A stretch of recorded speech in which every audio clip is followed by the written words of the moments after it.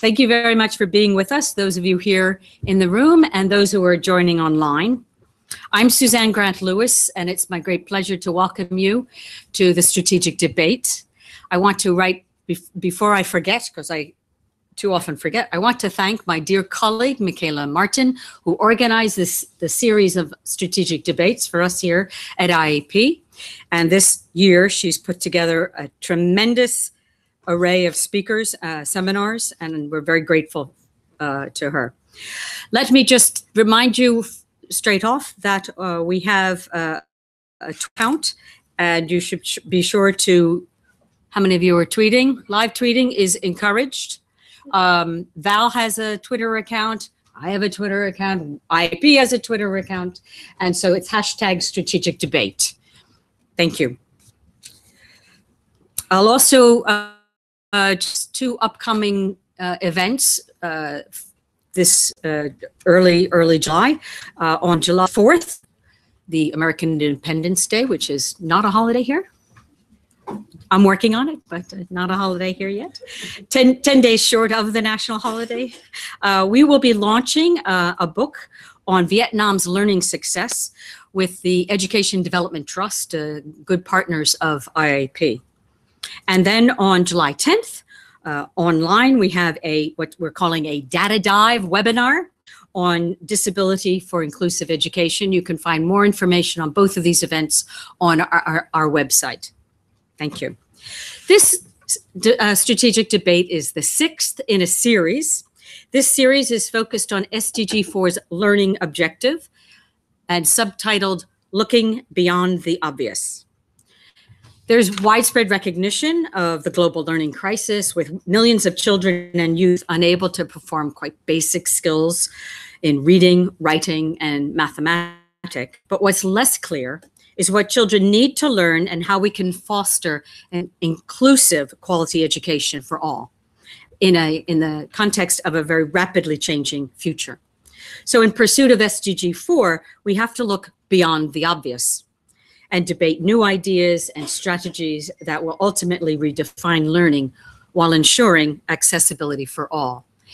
I don't know how many of you have been in previous debates. We've looked at such issues as social and emotional skills in the Education 2030 agenda, higher education as a common good, world education scores.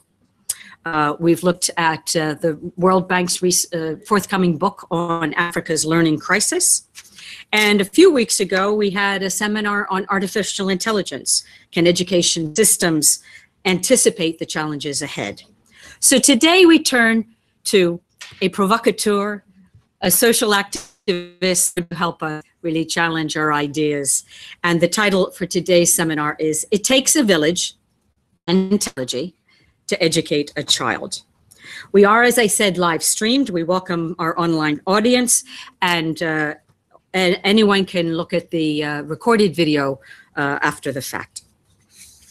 So it's a great pleasure for me to introduce both our main speaker and our discussant. Dr. Madhav Chavan is the managing director of the Pratham Institute. He co-founded Pratham in 1995, developing it into one of the largest organizations working to improve the quality of education in India, but with supporting the United States, UK, Germany, Sweden, and partners all over the world. Dr. Chavan received his PhD in chemistry at Ohio State, US, and returned to India after his postdoctoral work at the University of Houston. His co-founder was Farida Lambe.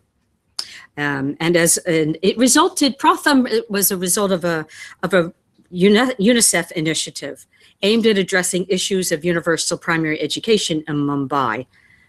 Now, since those days, Dr. Chavan has led the development of the organization, pioneering large-scale innovations to address literacy problems among India's underprivileged children.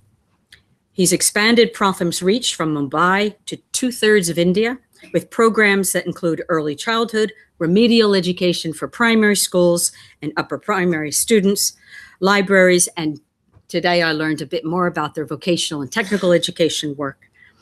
And it also includes support for children who have dropped out of school and are at risk are at risk of doing so. In 2011, Dr. Chavan was the recipient of the Skoll Award for Social Entrepreneurship. And in 2012, he was the recipient of the Wise Prize for Education at the World Innovation Summit for Education. This award is widely considered equivalent of the Nobel Prize in the field of education. He has also been named the 2014 Asia Game Changer by the Asia Society. We're very pleased to have him here today. And I want to also warmly welcome Dr. Rukmini Banerjee, who's the Chief Executive Officer of Pratham Education Foundation. She's previous director of the ASR Center, which is the research and assessment unit of Pratham. But most importantly, of course, is that Dr. Banerjee serves on the IIEP Governing Board. That's probably the thing she's most proud of. Perhaps not. We like to think so. Anyway, and we are very pleased to welcome a UNESCO colleague. Valtencir Mendes is the project officer at the Unit for ICT and Education in the education sector at UNESCO headquarters, just across the river. Val earned his European doctorate from the Technical University of Catalonia in collaboration with the University of Glasgow, UK, in project and systems engineering, with research on ICTs and UNESCO's Education for All campaign. Apart from his work in UNESCO, he worked on third sector and on international education projects and research, including the OECD's Innovative Learning Environments, ILE. Val is the former observatory coordinator of the Global University Network for Innovation, GUNI, a joint project of UNESCO, United Nations University, and the Technical University of Catalonia. He currently serves as a member of the International Association of Universities on the Expert Advisory Group on ICTs and Higher Education, and we really warmly welcome you as well. So we are very pleased to have all of you here in the audience. The way we've organized this seminar is that we'll hear from our main speaker and then from the discussant. We may have a little bit of exchange depending on how things go. And we will definitely have plenty of time to receive questions and comments from the audience. We'll have a microphone that will be available to speak into. I ask that you all please use the microphone because we have simultaneous interpretation into French. And for our colleagues online, please send in your comments through the chat box, and we will address as many of those questions as we can. So without further ado, it's my pleasure to pass the microphone on to Dr. Chavan. Thank you. Thank you very much. Okay, sit down. Yep. It's a great pleasure to be at IIEP. Some things have happened in the past. I'm very pleased that Professor Jacques Halak is here. He visited us in 1998 with Muriel, who was a lady at that time. And what about Dr. Halak? He was a young man. 20 years ago, when we were just about in our very early childhood, 3 years old. And that resulted in an IIEP publication, which I wrote and Muriel edited, called Building Societal Missions for Universal Primary Education. And after that, I was supposed to be here. And he sent me an invitation to speak, and the French consulate refused me a visa. So that was that. I mean, for a good reason, my stupidity. But anyway, no, I wasn't into anything really bad. Just wrong information given on the visa application. But after that, once I did visit UNESCO at the invitation of IIEP, but had never been to IIEP. So it's a great pleasure to be here. And we've just figured out, separately with Suzanne and Professor Halak, that we are going to have 2 separate or together visits in India. So we can have the 20th anniversary celebration of IIEP and Pratham collaboration with Rukmini Banerjee on your governing council. Right? Wonderful. Yeah. Now this thing has come off. All right. So when it was decided that I will speak here, I tried to think through, but I'm more of an extempore speaker. I can't write my speeches down. And then you, sir, made me write down my thoughts, and you said, why, somebody said, or maybe Susan did, tell us what you're going to say. And that usually is a surprise to me as well, very often. So I did think a lot, but since morning we've been having so many discussions that maybe my whole speech has gone off the window. But let me start at the beginning and throw out some thoughts, and maybe they'll all form a nice collage, which will probably make some sense. So the first thing that comes to my mind is when I started out, when we created this organization called Pratham, I did not know much about primary education. I was a university teacher. I had worked in the field of adult literacy, but I did not know much about primary education or otherwise. And when we set up the organization, what are you supposed to do? So the mission statement that I came up with at that time, and it was just taught on the spur of the moment, but probably was influenced by a lot of literature and education at that time.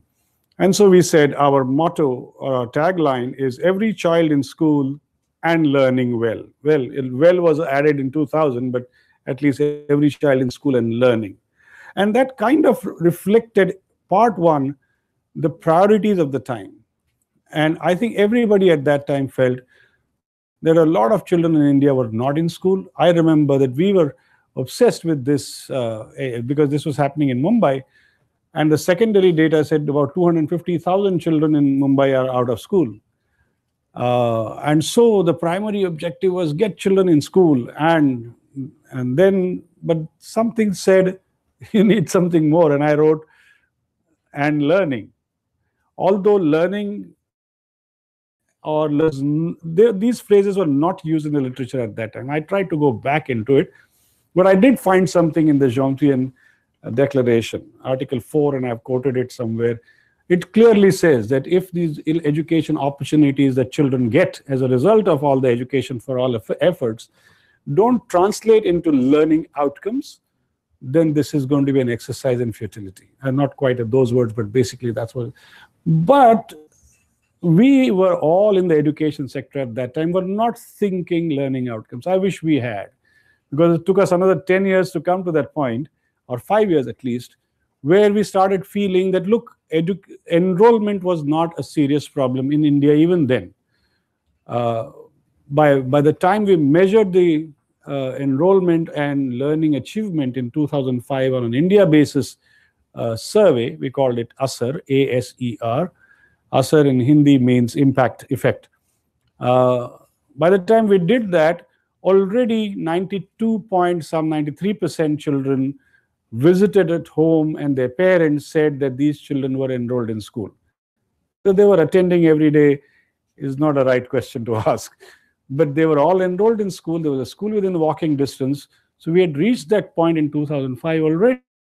So even in 1995, in a city like Mumbai, enrollment was not seriously the problem for more than 90% kids. For some it was, but that was not the bigger problem, which Dr. Rukmini Banerjee, who basically is a founder. She doesn't get to be called founder because she joined in 1996. But she is a founder. She has a huge role in laying the foundations of Pratham in different ways. So the first thing one of the things she did in the schools of Mumbai was to test how much children knew in just a few classrooms. And she found that most children knew very little in terms of basic literacy. And that was the first warning signal that we started seeing in 96, 97. And we innovated to create another program. For the first time in India, we started talking about remedial education. And a program was created where community volunteers came to the schools. The teacher identified the children who were not learning too well or were lagging behind in their basic literacy skills. And they were helped to learn their basic literacy. And it became a very popular program. It was randomized controlled trial evaluated by the JPAL people. And it turned out to be very effective. It was a youth program. So we started zooming in on the problem of learning as early as 97, 98. And then it gradually started saying, what are we doing wrong? We were basing all our methodology of teaching and all that on the existing knowledge, which came from the schools or from the existing NGOs. And we found that we were teaching kids for 6 months, 9 months, and the progress was small. You could have said, well, at least there's some progress, and that's what was being said. But that was not a happy situation. So we started working on something that says, what is the key? What is the one thing that can be pivotal in changing the scenario? What is it? And finally, we zoomed in on 2002 and said, learning to read is probably the pivotal thing. And in this, as well, one of the UNICEF representatives visited a project in Rajasthan, and he said, why don't you guys focus on reading? And somebody told me that this is what this guy was saying. And I thought about it, and I thought about it, and it occurred to me that my daughter learned to read when she was barely 4 or 3.5, or not even that. And nobody had taught her reading, and she had just learned it by herself because her mother used to read to her.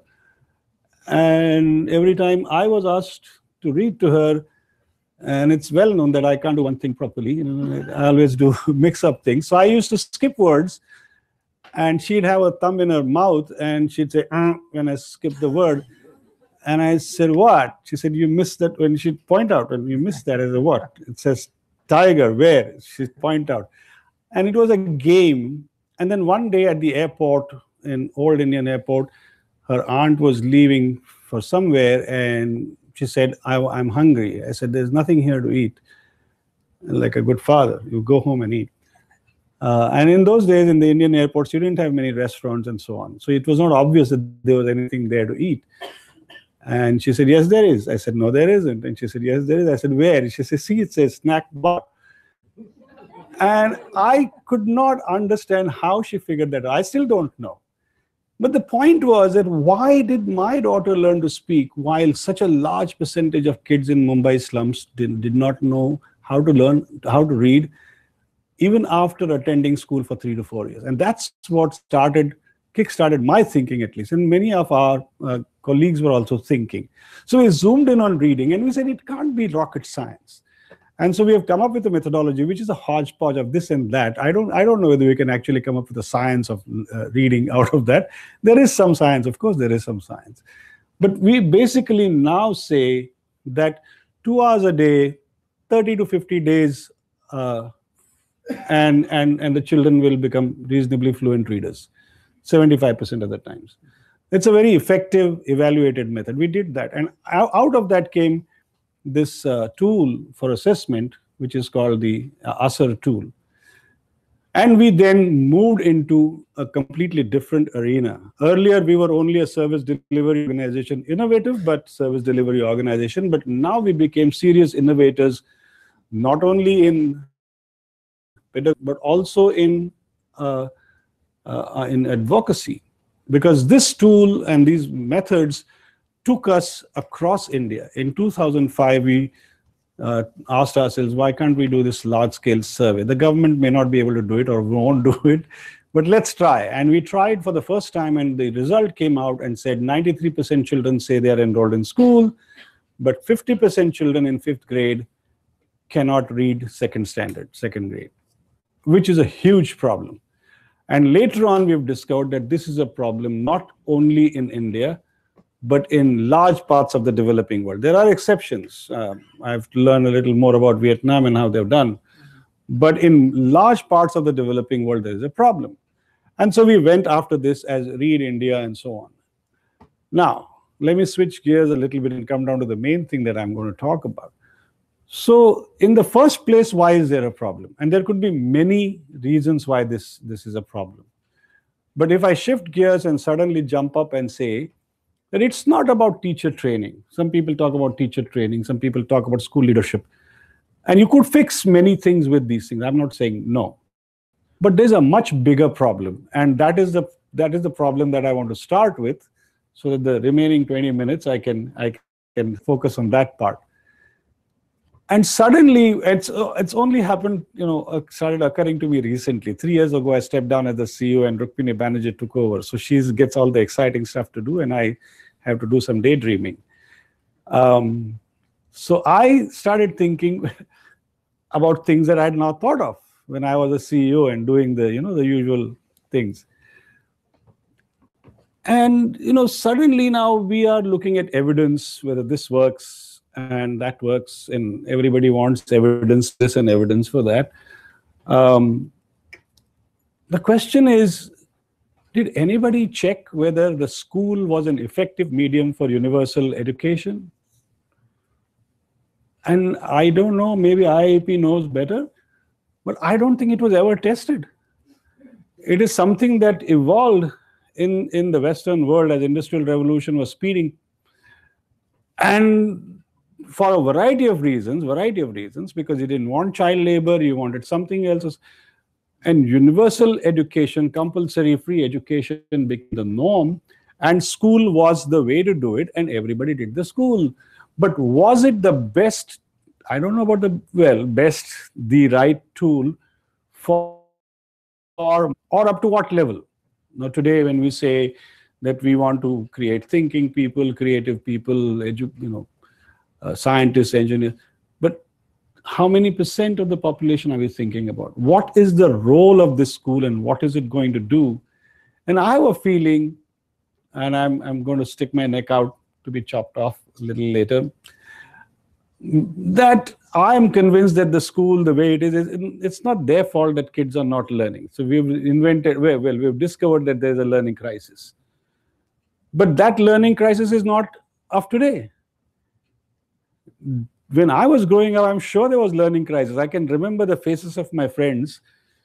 I was never the first ranker or second ranker or what. That was left to some other guys to do. And there was a few behind me as well. And I don't even know what happened to them. They left school, they dropped out. Dropping out, we always ascribe to economic and social reasons, but never said that that was a learning problem as well. Because if you're getting bored and if you're at the back of the class, then you're likely to get pushed out. And so the whole school model is probably, I think, the more you think about it, and I'm convincing myself that the school model was really meant for the front of the class, or a shrinking front of the class. Because ultimately, the school has two functions. We ascribed a function of mass education to the school, that all children who are in the class must learn. But how much, how far, what, was not clear, because there was one size fits all curriculum. It's still there in the schools. But as you grow up, the second function that the school has, which is a selection function. You have to select the brightest among the class to become engineers, teachers, scientists, and so on, and the rest, not so. And it's natural. I'm saying that it's not the intention of the teacher, but it's the way the school is organized. It's the way the curriculum is, as it's being called, over-ambitious curriculum. And you have to keep it more and more ambitious because you have to select from more and more kids. And so the whole design is that this school, this classroom that starts, let's say, on equal footing with all children being equal. Let's assume that that is the case. In the first grade, those who have had preschool education come to the front, and those who don't have preschool education go at the back. That's the first cut. And it's not universal. We know that. In India as well, we are still struggling. Now they're talking about creating one grade of kindergarten. And then it goes on shrinking. And by the 8th or 9th grade, some kids have figured out this is not for me. I'm not for academics. I don't want, and maybe that's the way it is, that some kids are not going to be in academics or to be experts at what you think, science, physics, economics, or whatever, quantitative analysis, and all the so-called brainy things that everybody's. And the rest of the kids are told they're no good. And we just use part of the design because we never made them feel good about themselves. What is the main purpose of education? What is education? These are stupid questions that I've started asking myself. I think it's all about dignity, isn't it? It's about bringing up. Education, we keep forgetting that education is about bringing up children. It's not about creating an engineer. And then in this bringing up of the children, the school model pushes out the parents, and they don't have a part in the child's learning process. I'm not talking about administration, which a lot of people will talk about. Schools have to be accountable to parents. That's much further down. But the mother is not a participant in the child's learning process because she thinks what is happening in the school is not really something I can understand, whereas actually education can be much simpler than that, especially now that we know so much about group learning and so on and so forth. So this old proverb people talk about, it takes a village to educate a child. There's a lot of wisdom in that, but the village has completely disappeared, and all you have is parents have been also trained to say, put the child in the school and say, teacher, teach this kid. And this goes against the theories of education. That's not the way it works. And yet that is what is happening. And so the first things first is we have to start thinking about this, because as we go forward, as we go to the future, what are the warning signs? And this is something that I understand you are also looking at foresight, what's going to happen in the next 10 years. You see, our education today is planned based on what I learned 20 years ago, and not what's going to happen 10 years from now and 15 years from now. And Pratham is already 20 years old. The education system is much older than that. And in the last 20 years, I can see how things have changed. You know, I wouldn't have thought of jumping into digital learning space 3 years ago until I saw how many people and how many kids actually had cell phones in their hands. And the evidence that cell phones are everywhere, connectivity is increasing, is there. Now, we were asking questions like, oh, is this technology affordable? Well, affordable or not, it's growing, and it's going to be there. Is there evidence that it is useful? Well, there may not be evidence that it is useful, but did anybody collect evidence to see whether textbooks were useful and impactful? No, that was the mode of transferring information to the kids. And in the modern world, this is going to be the information transfer mechanism. How to use it is a completely different thing. And so it's that technology that's going to be useful going forward. I mean, that is the technology. It's not the textbook anymore. The textbook may be useful, but it's not going to be. So you have to start looking at it and then start thinking, how is this going to work? How many minutes has it been? Oh, just 20. Sorry? Just 20. Just 20. Okay. So I have another 10, 15 good minutes. So the thought with, so I'm moving, as you can see, from challenging the model of the school, saying parents are not supposed to be a part of their learning, whereas actually it is a part of their growing up, the children's growing up, and it's a natural thing that the children, parents, and the community should be involved.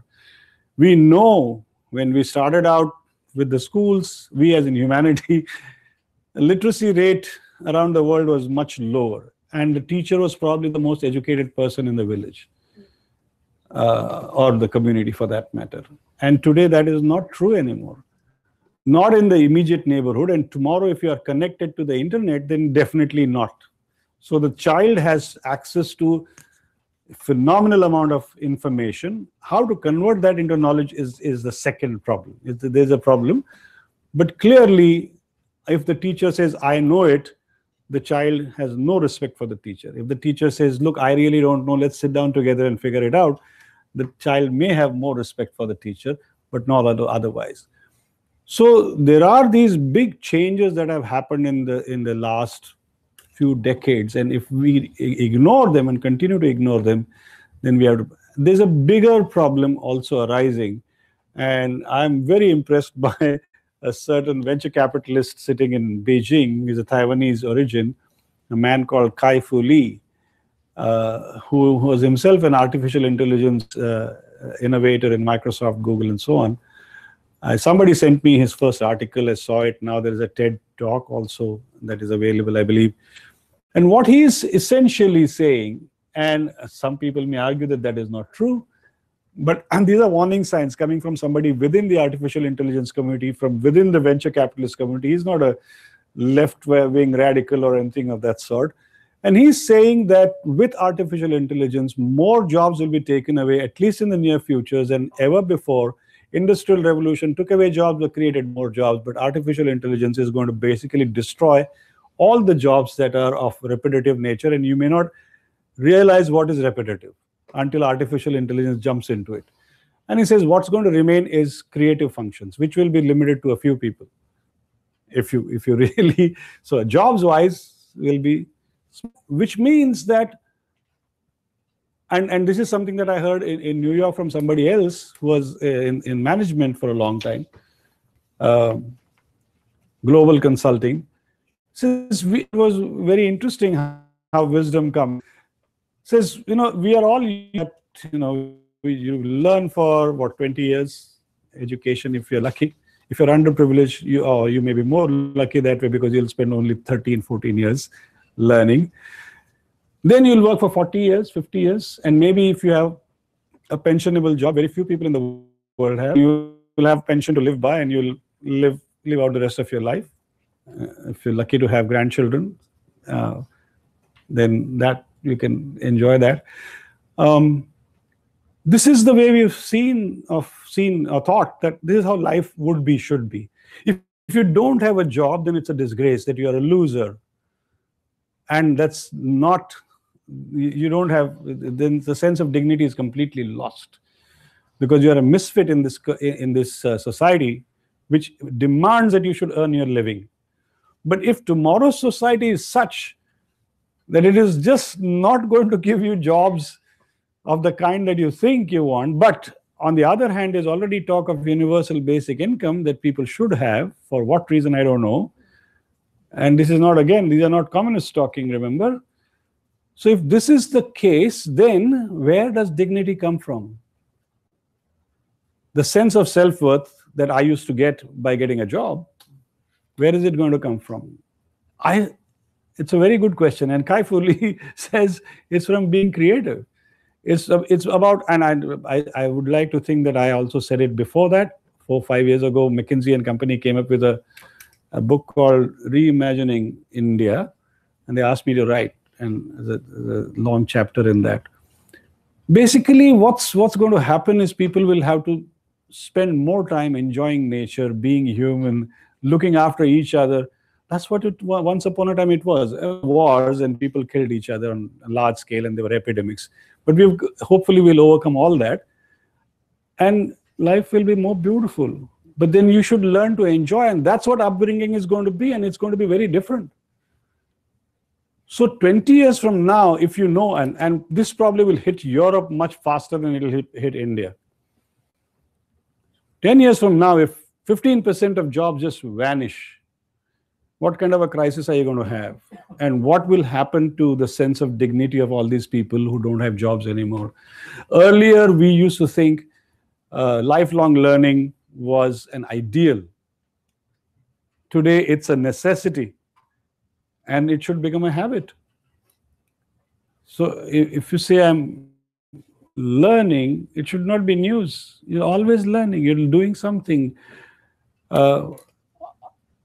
I think we need to start looking at what life is going to. Let's not be totally scared that artificial intelligence is a monster which is going to take over everything and kill yourself. No, but I think life is going to change dramatically and very quickly before we realize it. We didn't realize how quickly cell phone technology is going to take over, and it has taken over our lives. And the one thing that this technology does, the industrial revolution period technology, I think, brought in organization in our lives. Everything was organized, and organized in a sort of a linear sense. Everything had to happen in step 1, step 2, step 3, step 4. And the new technology, the whole computer, especially internet and cell phone now, all these are offshoots of the digital technology. The essence of that technology to me is that it is non-linear. Everything, every product that comes out of it, if you try to make it linear, it will just not tolerate it. It doesn't. Everything has to be non-linear. You sit here and do all kinds of functions. You don't have to stand in line anywhere. But then when I have to learn mathematics, I still have to learn in the school, first grade this and third grade this and fourth grade this. If I want to know about calculus, the school will say not now. But the internet will say, sure, you want to know, find out. Whether you learn it or not is a separate issue, but the point is I can make that jump and start doing things. Or if I don't want to learn the internet, my favorite example is World Cup is the best time to teach geography. But most of these countries are not in your school curriculum. But the kids really know their soccer heroes in smallest villages. They're wearing T-shirts with names and numbers. I don't know those names and numbers, but they know everything. How is that? And this non-linearity is the big advantage if we treat it as such.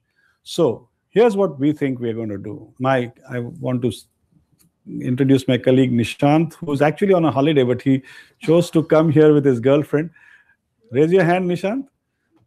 He's the young person. I'm saying all this because of these guys, okay? Because they do the digital stuff.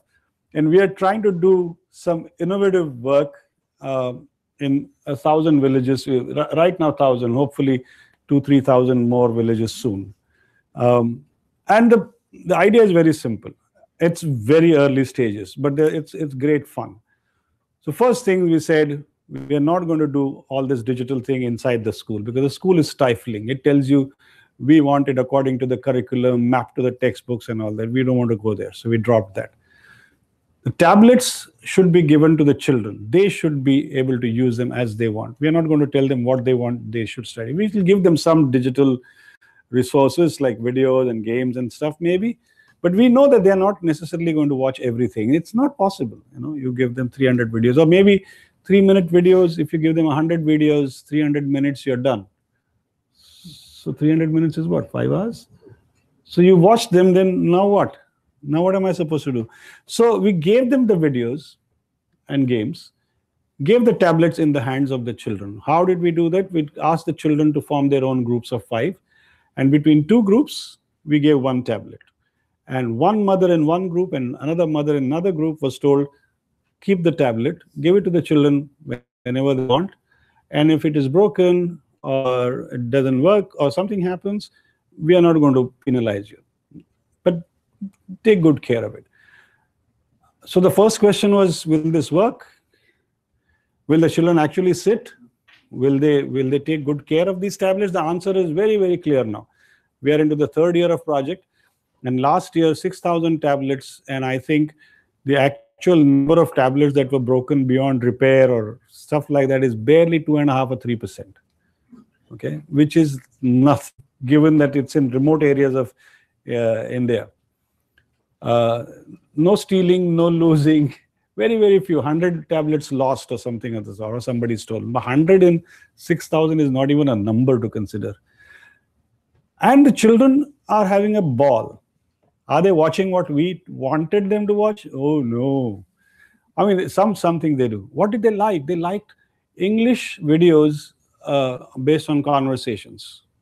Short conversations. Hi, my name is Madhav. Hi, my name is Suzanne. How are you, Suzanne? Bye, thank you. That's first conversation. Then Suzanne takes me to meet some friends of hers and we discuss what movies we like. 4, 6. And these were conversations recorded with children's just like themselves. So bad pronunciation, they'd mugged up the whole conversation, blah, blah, blah, blah, and they were going talking. And at the end of the video, we said, can you do it? And this became an epidemic. They loved doing that. And they would shoot videos of, now this is something that I had not thought of. The tablet has a camera. So they would do the role plays and they would do the films and then come and mock our people saying, look, our videos are better than yours. So they started actually doing things. And so the lesson that I learned was the tablet is not necessary that you stare at and learn. That is not, it is not a notebook, it's not a textbook. It's a tool, it's a living tool that you should use to do other things. And so we have been using these learnings from this program to do other fun stuff. There's something else that happened. The leader of this program, before Nishant walked in, she thought that, the children, and she's a very good software person and a very good educator, we should put passwords in the tablet so that the children will not import other games and other videos. And I said, sure, go ahead and do that. This was in the very first year. And within 15 days, in 400 villages spread different parts of India, 50% of the tablets, the password was broken. And we gave up because where did this knowledge come from? Somebody must have known, but how did it spread so fast? And then Nishant has a headache because we want to analyze background data. And now he's figured out a way of doing it.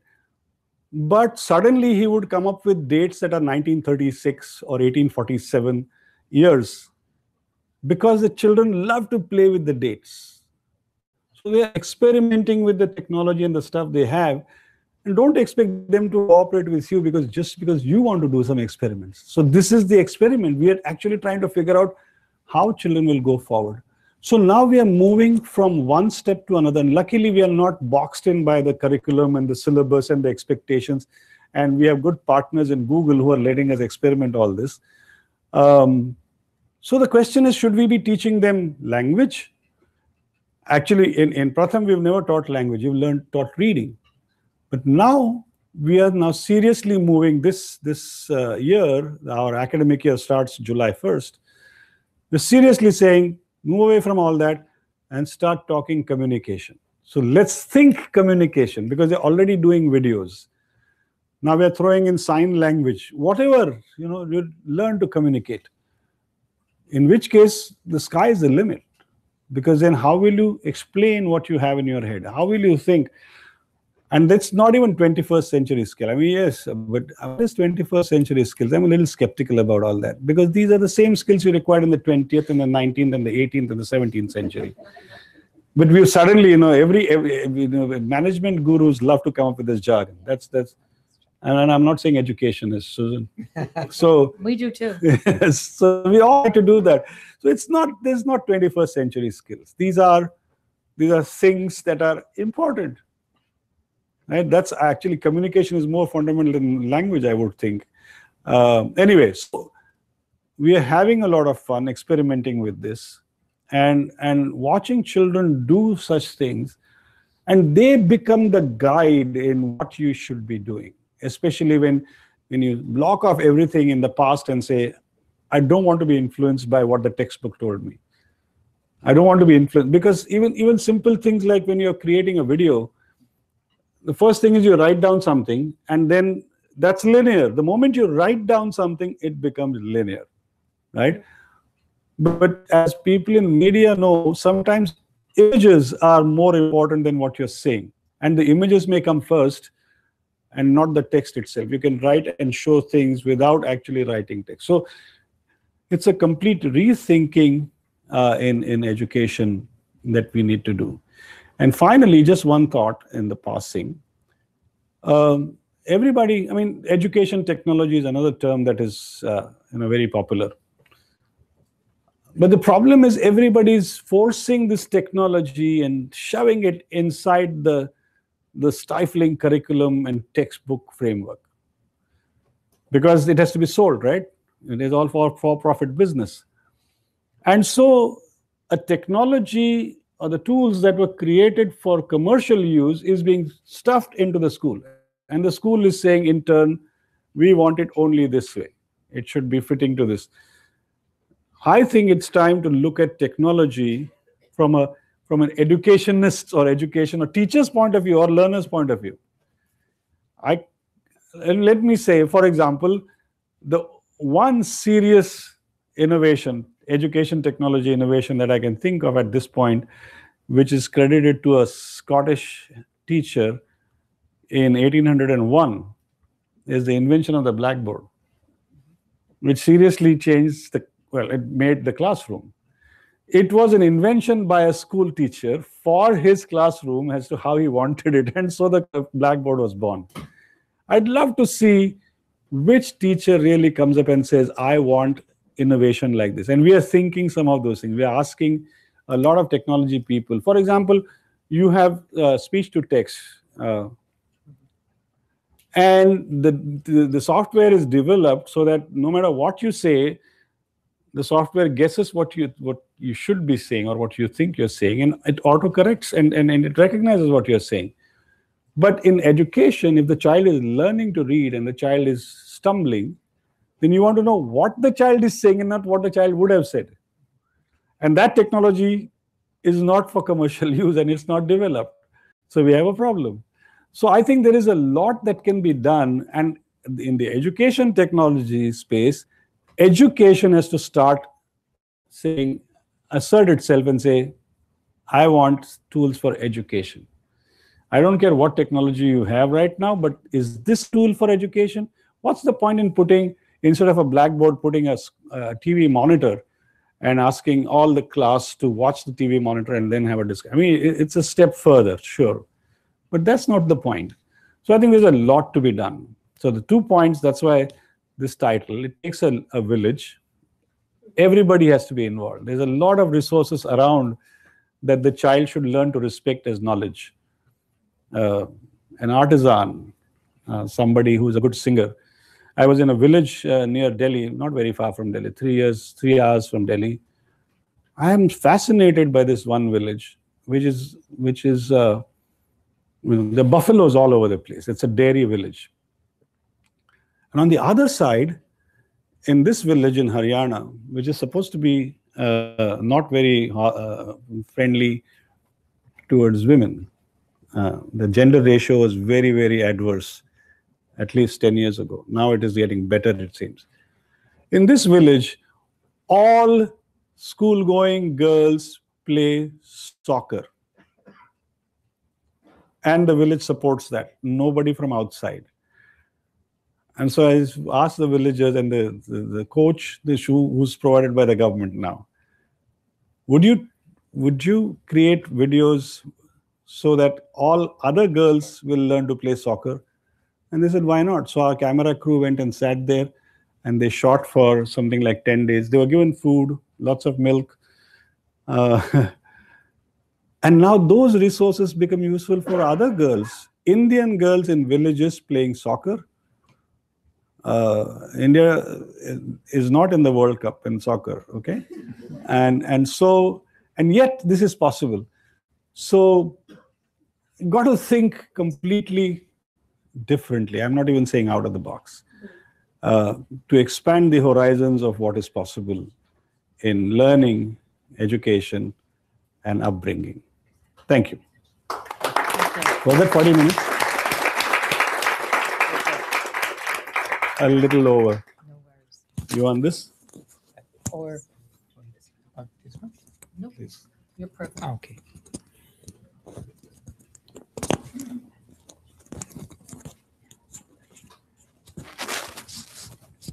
Sorry, I don't know how to use this technology now.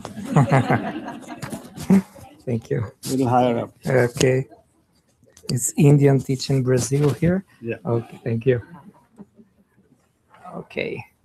Oh, So, first of all, thank you very much, Suzanne, and also our colleague from IIEP for this invitation, Micaela, and all of you here, and also people that are following us from via streaming. Get used now from Indian accent, speaking English, to a Brazilian accent, okay? So I hope you can switch very quickly and we can get along okay.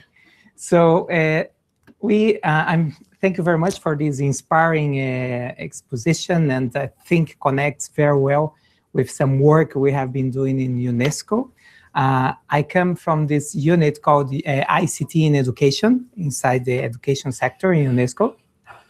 And first of all, I love this title. I think this it takes a village and technology to educate a child. I think is a fantastic combination of Africa, India, and the technology to this topic that we urge to work on.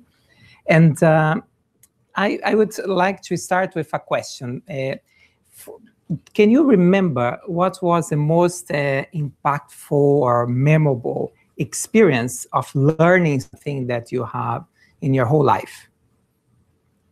Very quickly. Anyone would you like to contribute? Yeah? Sorry. Thank you, sir.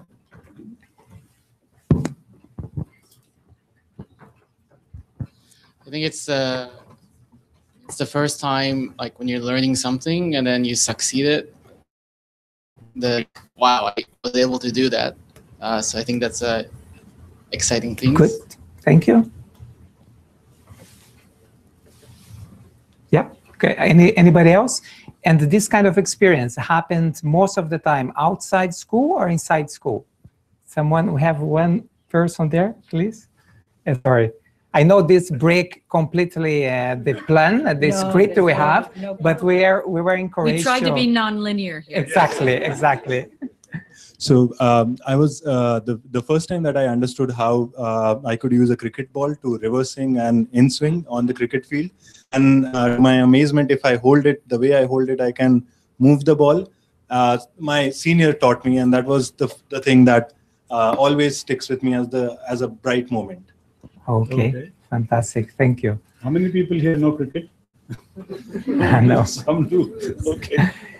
Anybody else? And we'll move. Okay, lady just over there. Can you raise your hand, please? Thank you.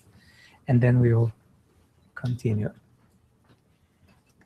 I think a standout moment for me in my learning experience was as a child in Nigeria, picking up a small picture book about the parable of the Good Samaritan in the Bible, and really relying on the images to help guide my understanding of the message, and stumbling with a couple of words, but ultimately mastering it, mainly because of, like Dr. Chavan mentioned, the help of the images and the power of seeing the pictures.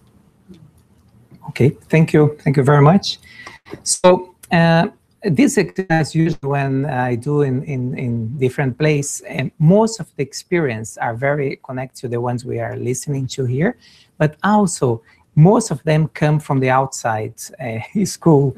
So I think it's the first reflection I'd like to bring regarding your incredible experience in India, is that the role that communities, civil society are right now exerting in the learning environment. So I think this is the first lesson, that we have an incredible complement that is coming from all these social society agents contributing towards the formal education system. But of course, we also have to make the education happen, we must have living environments that can be this kind of place where we can meet teachers, teachers can meet parents, and parents can meet the community, and that real learning can happen. And we also must take into account the schools. Of course, schools are a big part of this building block on education. And as if we take a look in SDG 4, if we go to the implementation means that we have, one of the first one talk about this learning environment. And why is so important in many countries, from the one I come from, for example, that we have this regular school system, because for many kids it's the only place they can have a safe space, and they can have sometimes the only meal of the day. Yeah. So we still need this kind of environment. But of course, we need to innovate, and we need to bring the community inside. We need to break the walls and make this a living experience. So we are moving towards this kind of ecosystems of learning, in which the environment, as we put here, is considered to be the third teacher. This was said by Professor François Tadei from Paris, and he actually used the term saying that the third teacher after parents and the human teacher.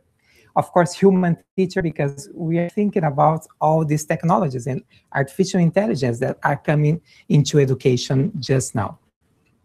So going to technology and linking to what Dr. Chavan just mentioned, that we need to look into technology from an education point of view.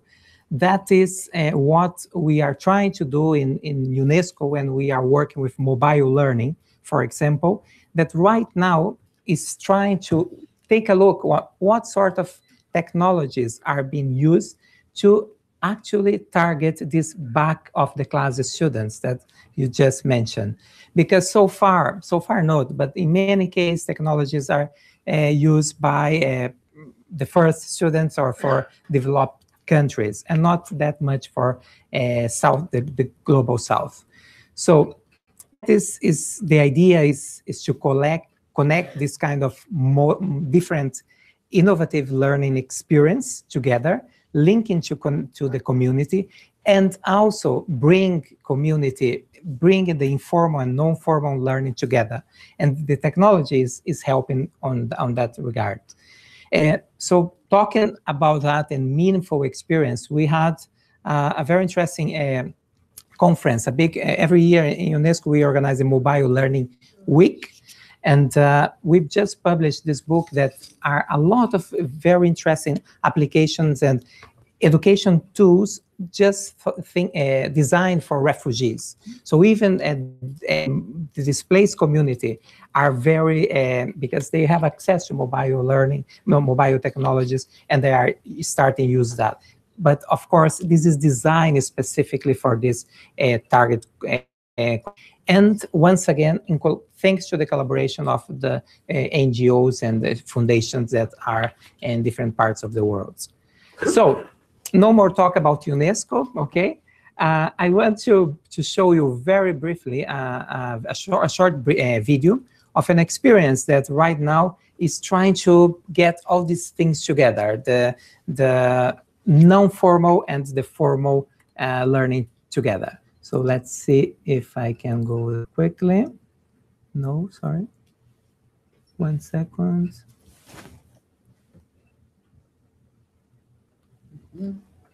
We are getting there. So let's get this.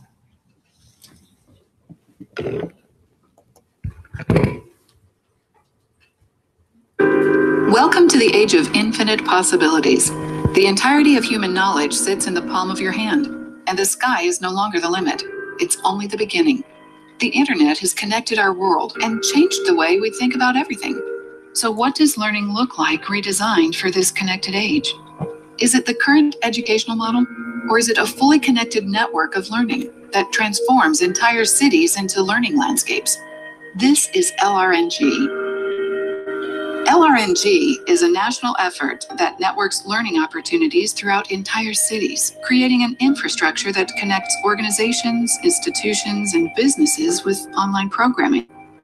LRNG is a conduit for young people to knowledge and expertise around their passions through openly networked connections to friends, mentors, and institutions, empowering the 21st century learner to co-design their future while providing cities and businesses with a civic-minded, diverse workforce with relevant skills and experiences.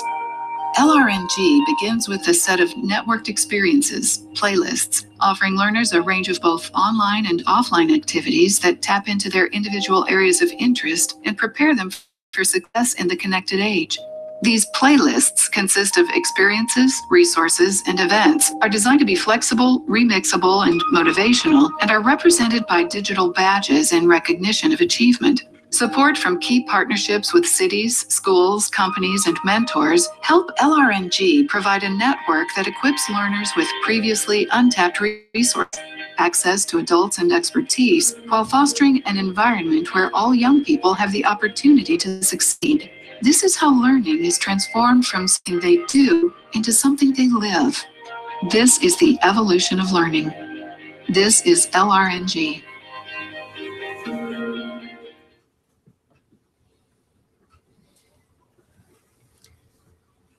Nice. Yeah. So coming back here. So this initiative is run by an NGO in the US in very struggling communities.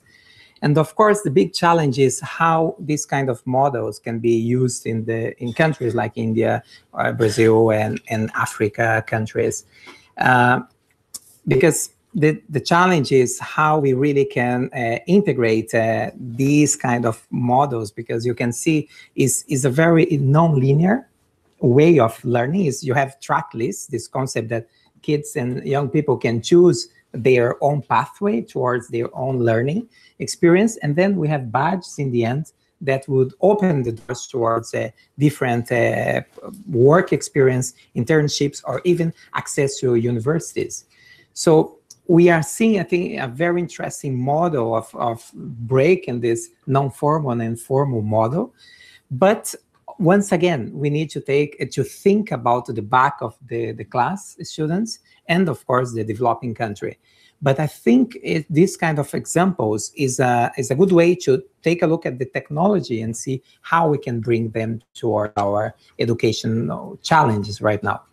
So, and once again, this is one example. And if we think about artificial intelligence, if we think about machine learning, what sort of impact will have on education? We have here in this space a debate on AI, and I want to go there.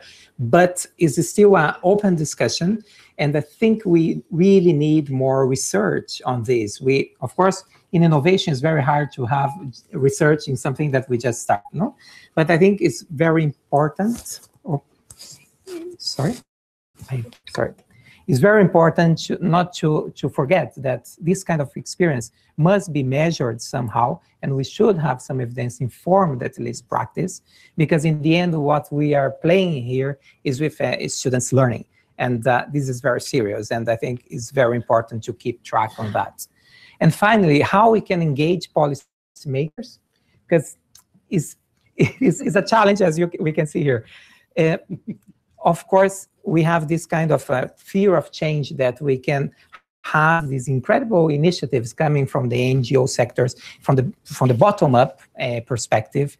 But if we really want to make it scalable, we need to count on policymaking. We need to try to make this link, to make this kind of initiatives go for the whole India, for example, for the whole country.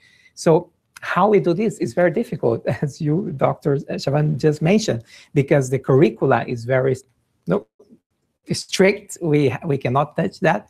But I think we should foster a dialogue between this bottom-up approach and the top-down approach if we really want to change and transform the whole education system. And we have some examples, and I finish, that are starting to talk about. They are not exclusively 100% aligned to what we are talking here, but the same UNESCO Global Network of Learning Cities, they are starting doing something. There is a very yet small initiative that came from Russia that I learned the last year. It's called Metaversity. So they are trying to do like the American experience we just saw, but in Russia with open source and linking to local community that are teaching yoga and other activities and bring that into the curricula. So it's a very interesting experience. And then there is another one from Barcelona, Education 300, that also they are creating a sort of common curricula with all the extracurricular activities, talking to the local administration, to the local Ministry of Education, and try to create a 360-degree holistic approach to the education. So, and we have another experience coming from the UK, Uruguay, and France, that usually came from the top-down perspective, from a policy-making perspective.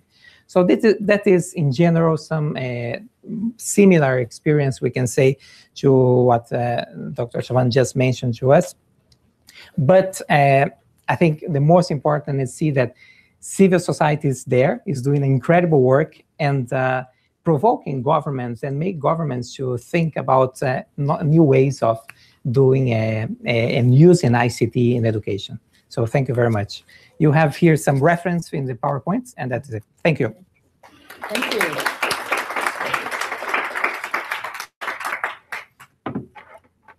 Thank you. Madhav, would you like to have any immediate reactions to that? We'll open up. You didn't say anything to offend me. I have some questions later. We could give you another chance. Yes. But I'd like us to all be part of this interesting conversation.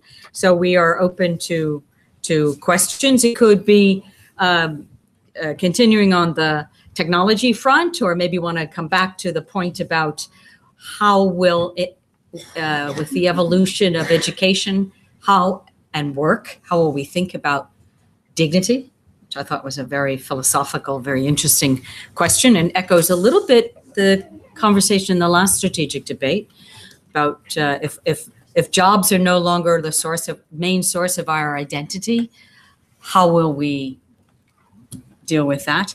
But the floor is open. Raise your hand and a microphone will miraculously appear before you.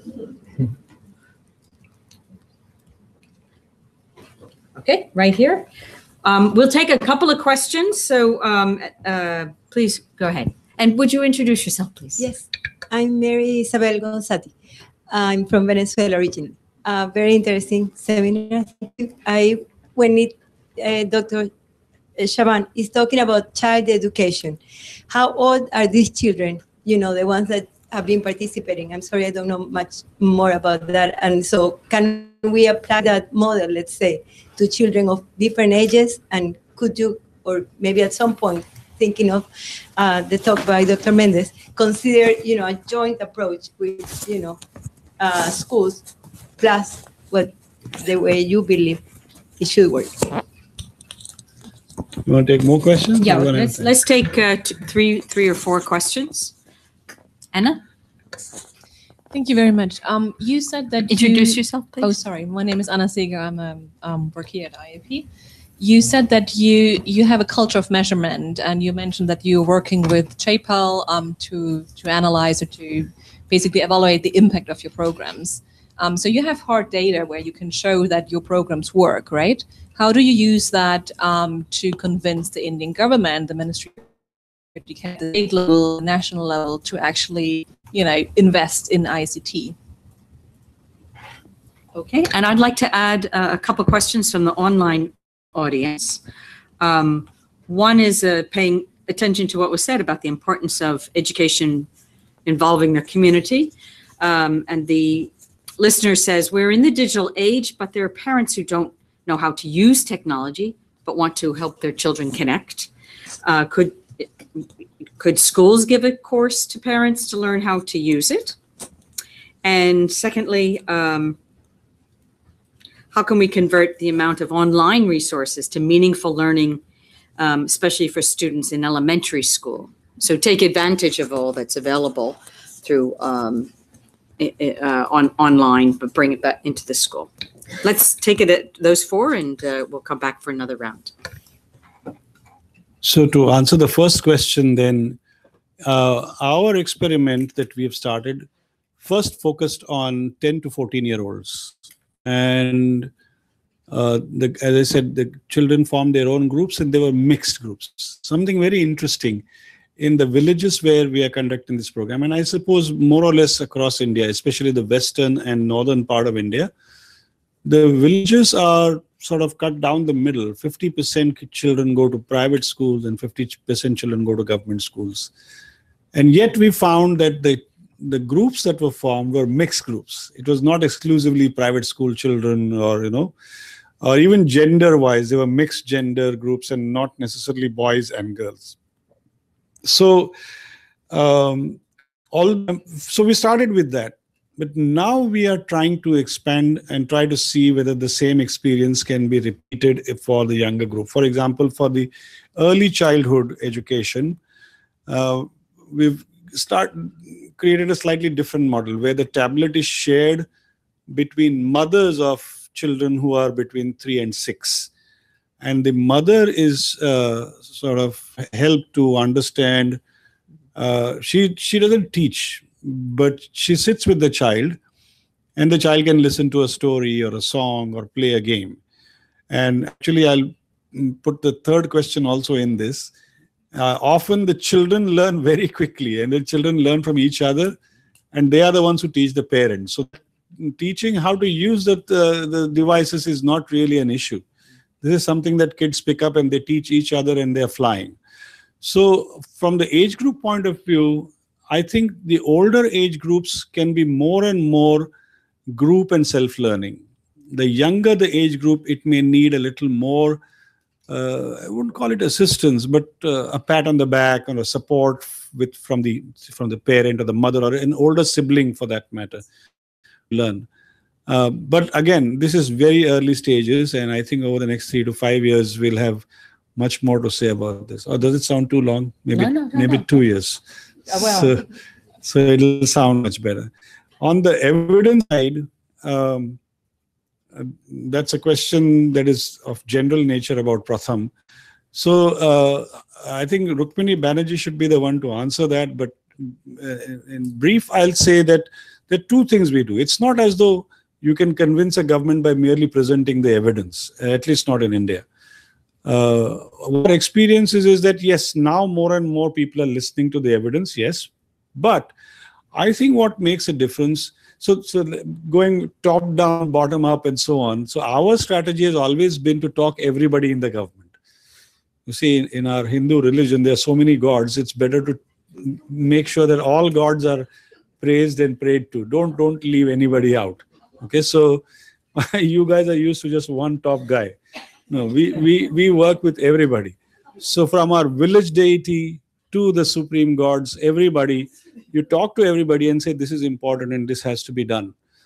And so we work in the villages, and we find that working out partnerships and convincing village heads is much easier because it's right in front of them. In fact, many are very often, and Rukmini tells a story of a village head who suddenly found that his children could not read. And he said, I've lost face. So this happens very quickly. So the evidence sometimes is on paper for people who are intellectually oriented and are willing to read a paper and believe it. And there are those who actually see things happening on the ground, officers who say, my teachers can do it too, and then feel encouraged to repeat and replicate the model. So it's less of just evidence and proving than persuasion, cajoling and saying, let's do it, let's try it. And that's how we function. That's my answer at any rate. But Rukmini Banerjee is the CEO, and she can answer separately if she wants. Okay. Val, anything to add? Yeah, just in terms of, for example, how to teach parents, totally agree that there are a lot of experience that in some schools, teachers open the classrooms to the community, to the parents, and the same students are teaching their parents. So there are a lot of very good examples on that in different countries. And yeah, in terms of how to take advantage of all these resources that are available online, of course, we need to take a look from a pedagogic point of view, to look at them and see how they can be meaningful for a context of a classroom. But there are a lot of experience over there, and if in a classroom context we can get a small number of teachers to take a look and filter and or do the kids even better is a way of doing. And there are a lot of examples as well in different countries that we can explore. Thank you. Thank you. We'll have another round of questions. There are two questions from online listeners, specifically about Pratham. So how could one launch an initiative like Pratham's tablet initiative in rural areas where there's an issue of a challenge of power, electricity? Where is the question coming from? Which country? Do we know? We'll find out. Look it up. And is Pratham helping other NGOs in India or helping them with the ideas or the tools presented in this seminar? Maybe is Pratham helping with, or ASR helping with data analysis to evaluate their outcomes? And we know the answer to that is yes. But, see what you'd like to say about that. You still looking? Yeah. Okay. We'll find out where the writers are. Yeah, so where there is a problem of electricity, there is a problem of electricity. What can you do? So clearly technology has some prerequisites. And so without that, you cannot move. And we work in some areas where we face huge challenges of electricity. But we find that over a period of time, those are sort of going away. People are trying to figure out ways of doing things and so on. So yes, it's a real problem. When you don't have electric supply, then it doesn't work. But I think, at least in India, more and more villages will start getting electricity over a period of time. So that, what was the other part of that? The person was from the questioner who asked about how to do it in yeah, so either you don't have electricity or you have to find solutions for that problem with solar power and all that. So I think if you want to work on education, then all these things have to be prerequisites, because without electricity now functioning anywhere is not going to work out. The other question was about how Pratham works with other NGOs in India. So this experience is relatively new for us. And while I can talk my head off here, we are not in a situation where we can package it nicely and tell people what to do. So what we prefer to do, and we are doing it with small groups, saying that let us do it together where you are working. We have, but let us work with our own people, with you, and let's explore what is possible. Like I said, when we gave textbooks, nobody said, is this evaluated? Because that's the new, that is. So if we say that, look, digital is the new learning tool, so why not just give it? So it's a question of somebody putting in the money for it. And as long as some people are willing to put the money or donate, why not give it a shot and see where it lands us all? Yeah. Okay. So in ASER, as you said, in all other matters, we share our know-how with NGOs far and wide. Yeah. Thank you. Questions from the floor? Michaela and yes. Okay. Yeah, thank you very much. I'm Michaela Martin from IIEP. I was just wondering, the way that you have presented the issue looks a little bit like we have the formal school system on the one hand, and then we have the NGO sector on the other hand. And the NGO sector is rather trying out new things, while these things cannot be done in the school sector. So I was really wondering, are we really in a situation where we are in an or situation, or are we not also, do we not also have the possibility actually to try out new technology in the school sector? Of course, I think what we are facing is an increasingly constraining environment. And I think you are right. The formal school sector is increasingly geared to measuring specified learning outcomes. And as a consequence, we have less flexibility actually to try out new things, to experiment in the school sector and see what happens if. But I think on the other hand, I mean, there are so many kids that are in the school sector and there are so many needs in the school sector. If we, as Val said, if we can learn from each other and see what works, what has worked in some of the NGO activities and bring it to the school sector and vice versa, I think that would be to the better off of everyone. Second question? Oh, okay. Hello, thank you for the good presentation. My name is Haitham Osman. I came from Syria. I'm working for a Syrian NGO called the Children of One World. I have two questions, actually. First of all, how do you assure that the participation of children in designing the programs and designing of the curriculum as well? I mean, you mentioned something about videos, introducing videos to children. Do the children who choose these videos, or at least have you knew that they are interested in these videos, or you are the one who choose the videos? The second one is about the families. I mean, again, you mentioned something about bringing the families into class. Those families who come into class are interested families, are very well aware. But what about those who refuse to come or not come into class? How can we transfer such education to families themselves into their own homes? I mean, like guidelines, annual guidelines they can get in the first of every semester, or like to them, because we have experienced this in Syria. We have a project with UNICEF as a self-learning project in a camps, and the parents were playing a real crucial role in the advancement of children. And that's it. Thank you. Okay, and I think there's one behind. Yeah, thank you. Hello, sir. My name is Chandni. I'm from India. I'm an intern here, and it has been a pleasure to listen to you speak.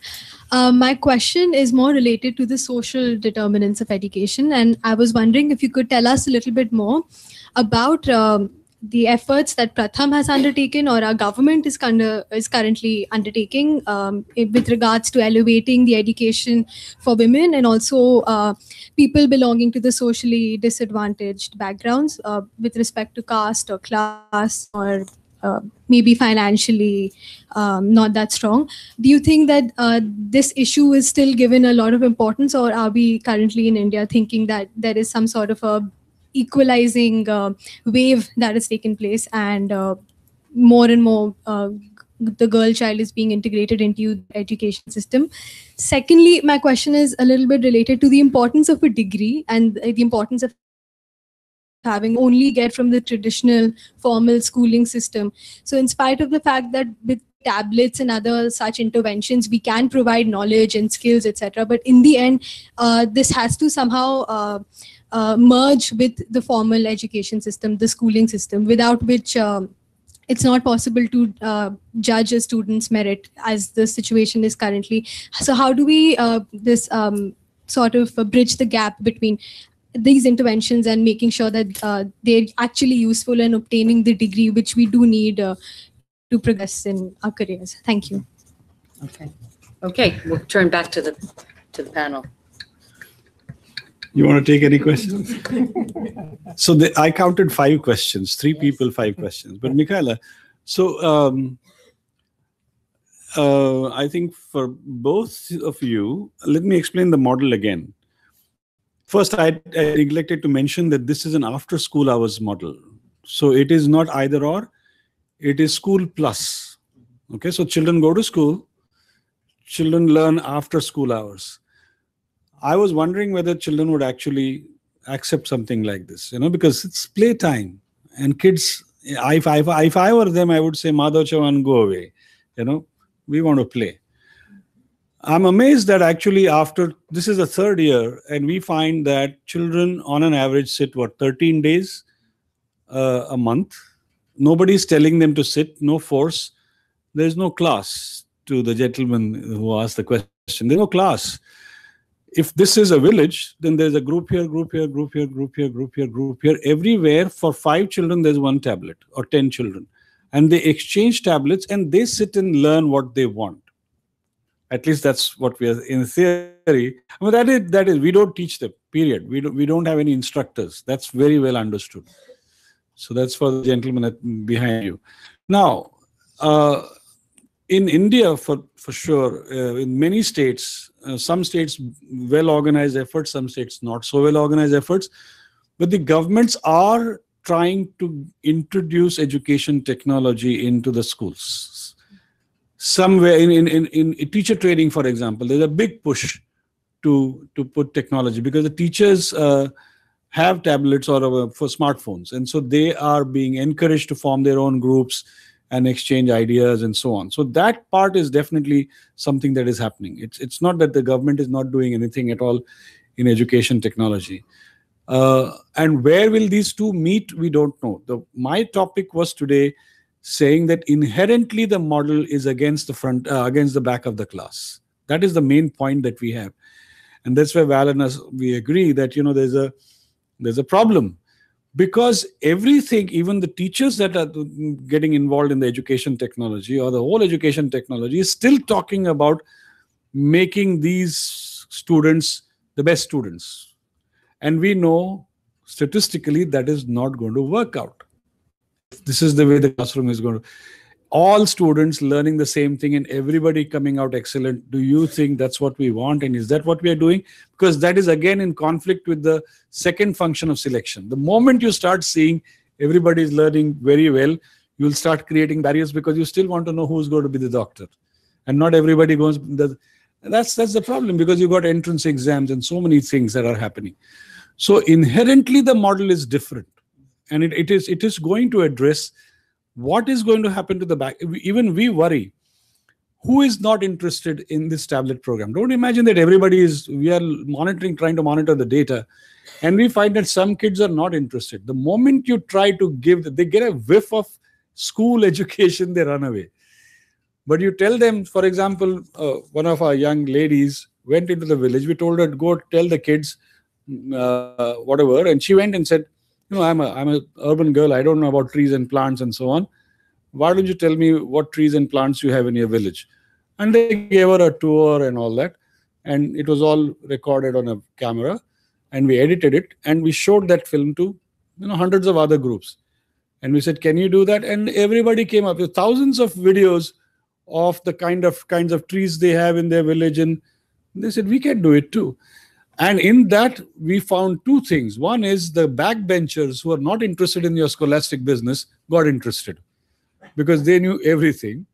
And the parents started correcting the children, saying that this is not the way to say it. This is not right. Change it. Correct. So you actually saw them doing more versions of the video very often than they would have done for a school essay, for example, because these parents don't know what to write in a school essay. So I think this is a complementary thing. And if the government picks it up, it's a waste of time to keep on telling governments and their bodies to say, do it this way, because I don't have evidence of that. I don't have any experience. So when this happens, and when other people see it, they'll definitely want to absorb. And we are open to the idea of these tablets being taken by the children inside the school. But don't tell us to change the content of the tablet to suit the school curriculum. It could be completely different. So the second question about who decides the videos and curriculum, right now we are deciding. But increasingly we know that the children as a mass are squeezing us and telling us do it differently. So now we are getting wiser as to how can, because the rule of the game is engaging the children. What the system does, it makes it compulsory for you to come to school. Whereas I can't make anything compulsory. I can only make it popular and children and yet effective. And that is where the challenge is. As you said, you can expose them to all sorts of information, but how do you convert that into organized knowledge? That is some distance away. We're trying to figure that out. So for example, if I say that, okay, I'm going to hold a test of math and there is something at the end of that and you'll get credits or whatever, will children want to learn math on their own among themselves with the resources given? Now, you have all heard of Shugata Mitra, I'm sure, who is doing the school in the cloud thing. And I'm inspired by what he does, because his theory is you get a group of children, give them fast internet, give them a big question to solve, and they'll learn a lot in trying to answer those questions. And it works. I think it works. It should work. So this is kind of an offshoot of that. We're not going as far as he has gone, but this is something like that. So at this moment, children are not deciding what video to make. But increasingly, as Nishant is very keen now, he's talking about student-generated content. So he would like that children create the content. I am a little more conservative than that and saying, wait, don't do that yet. But you never know. I mean, there'll be children who will want to do things. We created these videos. The children created videos about their plants and so on. And we asked some village people to sit on judgment, which is the best video in the village. And there are some 10 or 12 groups in a village, 10 or 12 videos. And they sat and said, okay, these 3 videos are the best. So we're actually trying to see if there is a local mechanism that can be worked out. They may not have done a good job, but at least somebody is trying to do that. So these are issues that keep coming up. We can't just say, let children decide. Not right now. And like I said, I'm a little conservative on that. On the third, last final question, first one was about... Sorry? Social determinants of education. Sorry. What the government is doing. I don't know. We ourselves don't do particularly girls' education. We have seen throughout our experience, and we have a very large-scale experience. The survey that we do annually shows that up to the age of 14, I think, up to the age of 14, there's hardly any difference in the percentage enrollment in schools or even learning of boys versus girls. Is there discrimination in the Indian society? There is. There's a much larger discrimination, but not here. And so we've not gone and devised a girls' education program. We think both boys and girls are, and that is what the system is also doing. If 93.5% children are, say, or now it's more like 96% children are in school, then the gender bias is gradually disappearing. You can see that. But globally, there is a gender bias, and India has that. But life is changing dramatically. I can tell you, we run a program called Second Chance. I know you asked about whether the government is doing that or not. But we are a part of this country, and whatever the government has done so far is a reflection of what we see on the ground. Or rather, what we see on the ground is a reflection of what the government has done. So the point is, we run a program called Second Chance for young women who have not completed their 10th standard. And I thought that we would get young women who have dropped out at 5th grade and 6th grade. Actually, that's becoming more and more difficult. There may be older women, 35, 40 and onwards. But young women at 16 and 18, you don't find who have dropped out in the 5th grade. They may not have learned much, but they don't drop out of school. So school dropping out because of a number of policies has gone on increasing. So from the gender perspective, this has changed. Even on SC, ST, I mean, our socially backward groups, as they are called, I think, I mean, you can fight with the 1%, 1.5%, 2%. Yes, learning outcomes wise, the socially backward communities are much poorer in learning, and rural are much poorer than urban. Government schools poorer than private schools. So those inequities do remain. But I don't think it is a function of what the government does or government does not do. That is why I've come to believe that the inherent problem is in the school, the model of the school, and this whole business of the front versus the back of the class. And then, of course, social discrimination exists, so some of these things must be coming in. But this education system has created a very wide network of opportunities. You can't ignore that. I may be a critic of the school system, but the fact that the school has contributed hugely across the country, in India at least, our mortality rates have gone down, fertility rates have gone down. All this is an effect of what the school system has been doing. So the school system has contributed that. It's a question of what do you say about learning. So that's a separate one. Your second question was about? It was about incorporating these interventions and their benefits for the formal schools, for the students, so that they can access formal education better. I couldn't hear that. Second chance? No. Sorry. It was about ensuring that benefits, firstly, they're more stable and long-lasting, and and that the students can derive these benefits and use that in their formal schooling system to do better and have better learning outcomes. So we've not gone that far, but I think these are things that will transfer. Anecdotally, I can tell you the teachers say that these children are now asking more questions. They talk sense in the class. Earlier they were talking sense, but maybe it came out differently. So we are told that, but there's no way of knowing because the school assessment system is broken. So all we can do is check what we can and see. So we have a problem of assessing. For example, people tell us, those who visit the project say that these kids are very confident. And I say, how do you measure confidence? So we are asking a lot of people, voice recognition, face recognition, image reading.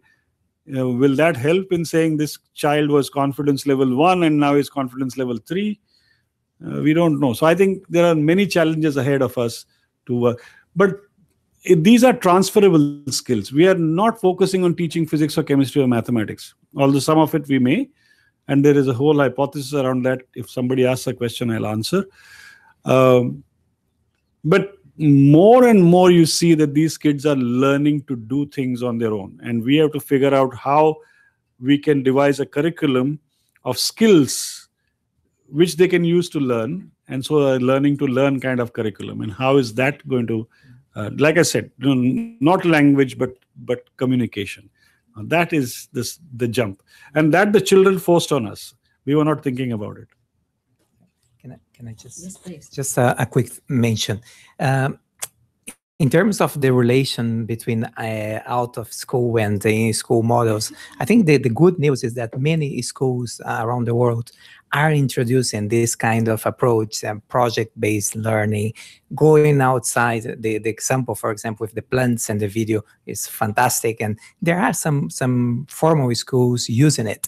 And actually, for example, schools in very, very violent neighborhood, they are opening the door, they are going to the parents, to those community, and bring their own skills towards the school. So those families, for example, mothers are coming to school and teaching how to do something that she's very skilled on, fathers as well, etc.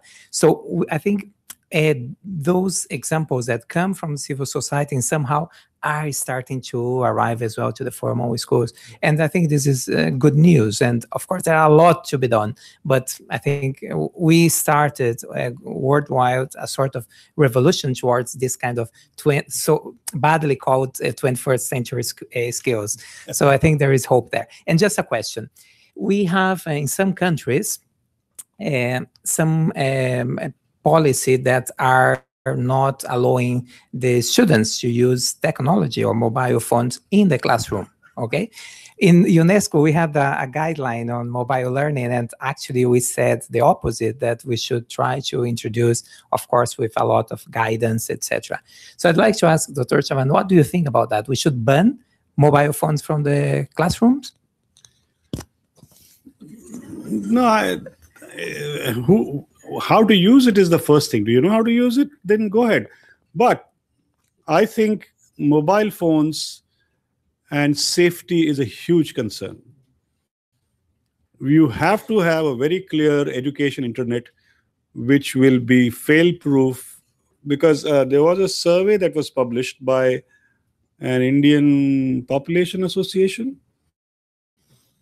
I don't hold me to that, but this is what I've heard, which said in a survey of 14 to 18-year-olds, I think, that 50% of those surveyed in northern parts of India said a pornographic movie, not of the commercial kind, but something that was filmed, whatever you call it, amateur.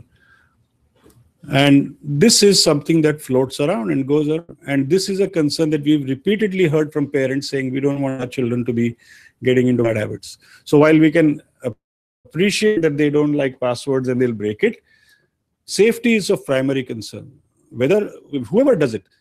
And this is going to cause a lot of strife. So if we don't create a protocol, don't create software, all the freedom in the world on one side, that's fine. As once you're adult and all that, if you want to do things, that's fine. But when it comes to children especially, you have to create safety standards that are fail-proof. Once that is done, there are many things that are easily possible. That's why we have not gone on the online. We are still trying to struggle with offline learning, and so that is somewhat more controlled. So that is my primary concern. And after that, you bring a mobile phone. Again, just because you give somebody a mobile phone doesn't mean it's going to work. So for example, we are not sure that individual learning mobile phone or a learning tablet is effective. I feel that the group being there and wanting to learn together, there is something about group learning that is important. They can help each other, talk to each other, and there's some sort of a group control, but also a group energy, if you will. That is important. So I think we got to figure out how this whole thing works. Because otherwise, anybody who has a cell phone at home will become a master in science. I don't think that works. You got to create. So in our program, we say there are three things we want. One is a social structure. So the children forming groups and the mothers being responsible. Then we are adding resource persons and group leaders and so on. So that is a social structure to the program. There's hardware and hardware infrastructure. So we're going to have a Raspberry Pi local area server where children or anybody can go and log in and get this whatever software. That's the second part. And the third is the curriculum and what to teach and assessment and how to do and all that. So we want to work out all three of these and say what is the balance between the three. And they're all tied together. You cannot just have the curriculum and not worry about the social structure. You can't have the social structure but not have the hardware infrastructure. So I think those things have to be answered. So fundamentally, if you ask me, I think all technology should be used. I used to be irritated many years ago when I was in college that I could not use a calculator, which was at that time had become available. And they asked us instead to use log table. They said, what? What is this? And some of my friends apparently wrote to their parents, I have to buy a log table to send me a lot of money. So the parents did not know what a log table was. So okay. So yeah, we're done? Almost? Thank you. Muriel, you want to Madam Katra? We have two questions and then we're going to have to close. So here in the front row, thank you very much. Microphone. And then Muriel, thank you. Good afternoon. My name is Pooja Kwatra and I'm an international educator and I've been consulting for Teach for India. This is very close to my heart, this discussion, extremely close to my heart. My takeaway, of course, is that, the audience that we are looking at is extremely sparky. If there's something that's gone wrong in delivering, it's, I think, the onus on the teacher.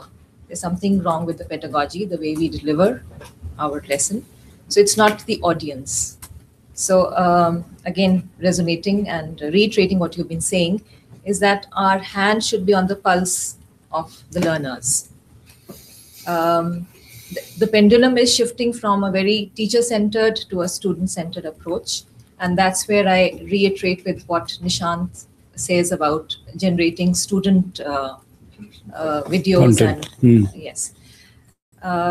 So my question is, I'm a math educator. So my question is that, are you envisaging having a math model as well? Like the reading model? Good. I'll answer that question a little more in detail. Okay. Second question. Thank you.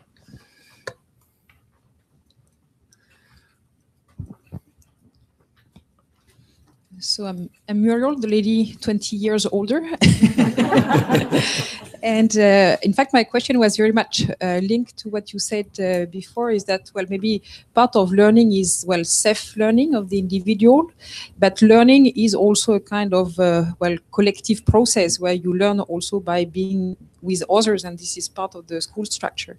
And of course, people always are a bit afraid that by bringing in ICTs, you are going to lose the collective aspect of it and the social aspect of it. So I very well understand how you do it, especially for the youngsters, by sharing a tablet between different kids to keep this social aspect. But when they get older, maybe more secondary school students and so on, are you able to keep this sharing and social part of the learning process, or does it come more and more a kind of self-learning of having one learner and a tablet interacting together? And maybe my second comment was on the kind of advantage of this use of ICTs. I think you very well said that, well, it's a way to better adapt to the interest of the learners compared to the more traditional formal education system. But maybe also that's a better way to adapt to the level of learning and of acquisitions of knowledge of the learners. Because in the school systems, we assume that each learner have reached a certain level of knowledge, which is not necessarily the case. But by interacting with new technologies, well, you can choose also what really corresponds to your level of knowledge and what you really want to learn through this learning exercise. So on the math side, yes, I want to do something. And what I've told my colleagues is by the end of September this year, I'm going to come up with a module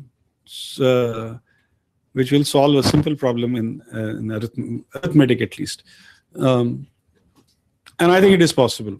But it's not about teaching the whole of math. I'm just saying, again, looking at the back of the class, we, Pratham did a survey, Asar did a survey this year of the 14 to 18-year-olds.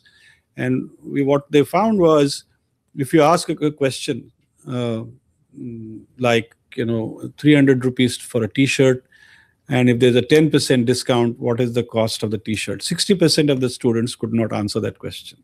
10%, we're not talking about. The moment you change that 10 to 13%, and instead of 300 rupees, you make 20,000 rupees, and how much interest do you pay? 80% can't answer that question. Which means all this is because of the fundamental fear. And this is because I feel if you let them learn to use the calculator, most of these problems will be solved. Now, where does this feeling come from? Because I played a trick on our students. We knew that when we gave them the tablets, they did not watch the math videos. They did not want to. Very few groups watched. So I played a trick on them. I created a game where similar problems were asked, not a percentage interest, but something like you got 64 chocolates, 16 friends, how many does each one get? And there's a calculator on the side. And then all you have to do is 64 divided by 16. Remember, I forgot to tell you, 70% of our population in the program did not know simple division. So that calculator came in handy. All they had to do was 64 divided by 16 and they got the answer. And that became one of the most popular games in the whole program. What did I learn? Lower the barrier and focus on the intent and not the whole methodology or the whole understanding of math. Okay, because that mechanics of doing the division is the problem. But if I understand the function is division and I can press a button, the answer is solved. The amazing thing is that when we were doing a needs analysis with the students in Emerge for India. Sorry. Where's the mic? We're running out of time. Yeah. So the vendor-buyer transactions were done beautifully by the students. So Yeah. the vendor-buyer transaction which involved 100 rupees and buying, let's say, 5 choco bars, each costing, let's say, about 15 rupees. How much are you left with? I'll take 10 rupees home. Yeah. So that worked, Pat. So it's, I think, just getting down to the hands-on situation. So anyway, so I think that is a problem that on a large scale, how to solve it. My answer is that children, if they're taught how to use the calculator and estimation on one side. So there are two things. One is you should know whether your calculator answer is right or not. So you must know estimation and you must know how to use the calculator. You are done. So I think that we will hopefully by the end of this year. I said September end. Did I say that? So hopefully we'll come up with a model for that. On Muriel's first question. What was the first question, Muriel?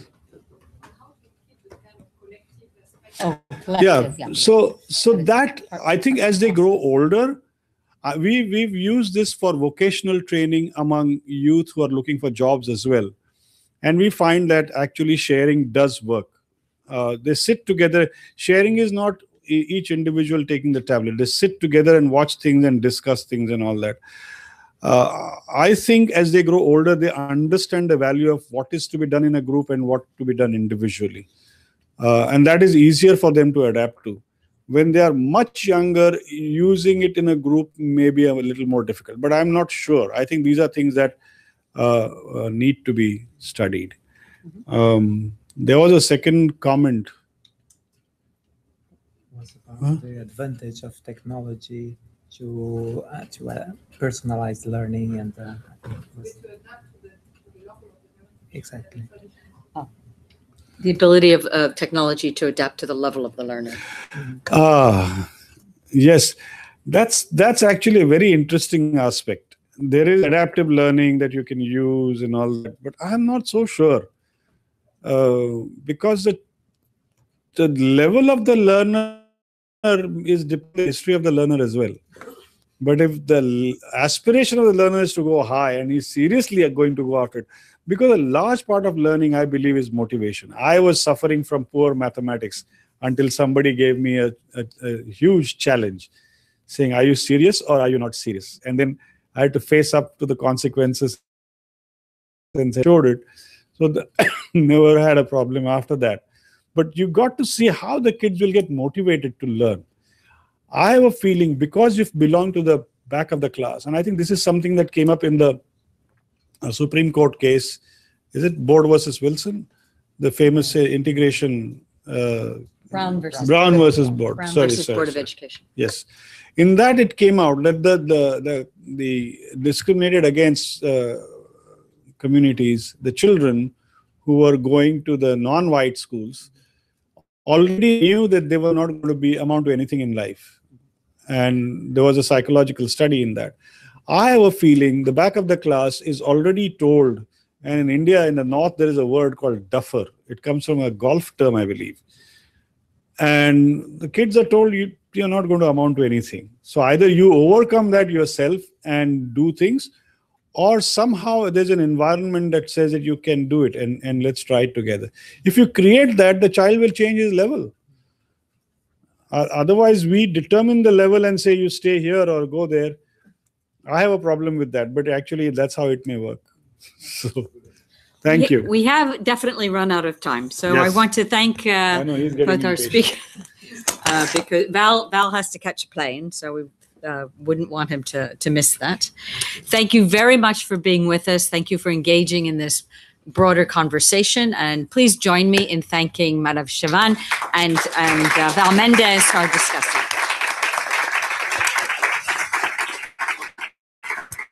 Thank you for our audience online. Unfortunately, you can't partake of the cocktail upstairs. I welcome everyone upstairs to come socialize with our speaker and enjoy some time together. Remember, we have 2 forthcoming events. On July 4th, the launch of the Vietnam book on learning success with the Education Development Trust, and on July 10th online we have a data dive webinar on disability inclusive education. Thank you very much.